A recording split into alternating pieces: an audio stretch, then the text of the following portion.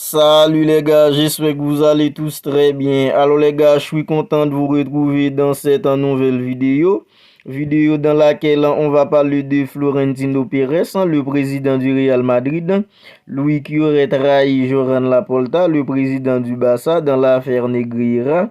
Et à cause de cette trahison, Joran Laporta aurait annulé le déjeuner qui aurait dû avoir lieu entre les dirigeants du Barça et ceux du Real Madrid avant le Classico dimanche.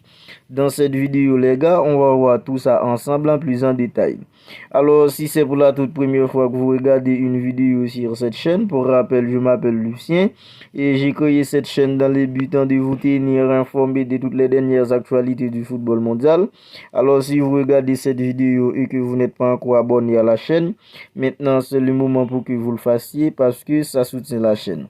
Alors les gars, le président du Real Madrid, à savoir Florentino Pérez, aurait appelé plusieurs fois son homologue du FC Barcelone, à savoir Joran Laporta, avant de se porter partie civile dans l'affaire Negreira. Et il ne l'a pas prévu, de ce qu'il allait faire. Et en conséquence, c'est désormais officiel qu'il n'aura pas de déjeuner entre les deux avant le Classico.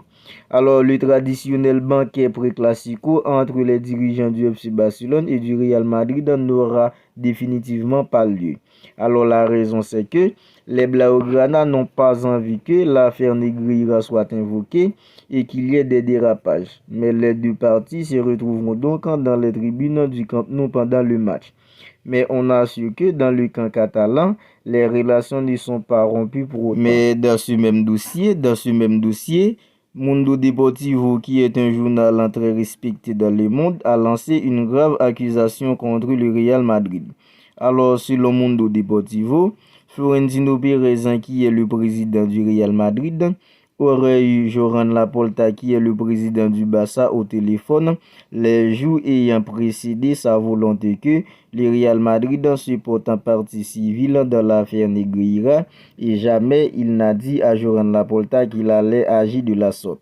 Alors, à cause de ça, Joran Laporta se sent trahi, surtout du côté des dirigeants catalans. Ils ont l'impression que le Real Madrid, qui est l'éternel rival du Barça, n'est pas du tout étranger aux fuites concernant l'enquête de la justice. Mais encore une fois, selon Mundo Deportivo, les dirigeants barcelonais n'auraient pas l'intention de rompre le contact avec la Maison Blanche qui est le Real Madrid. Alors vous, n'hésitez pas à me dire dans les commentaires ce que vous en pensez de ce dossier. Alors Gianni Infantino, qui est le président de la FIFA, lui aussi a donné son avis sur ce dossier. Lors de la conférence de presse qui a suivi sa réélection à la présidence de l'instance internationale, Gianni Infantino a reconnu être préoccupé par les répercussions générées par cette controverse arbitrale qui s'étend de 2021 à 2018. Alors, il a déclaré que ce n'est pas bon pour le football, tout en demandant d'analyser ce qui s'est passé pour voir comment cela peut être résolu. Alors, je vais vous lire ce qu'a déclaré Gianni Infantino dans toute son intégralité.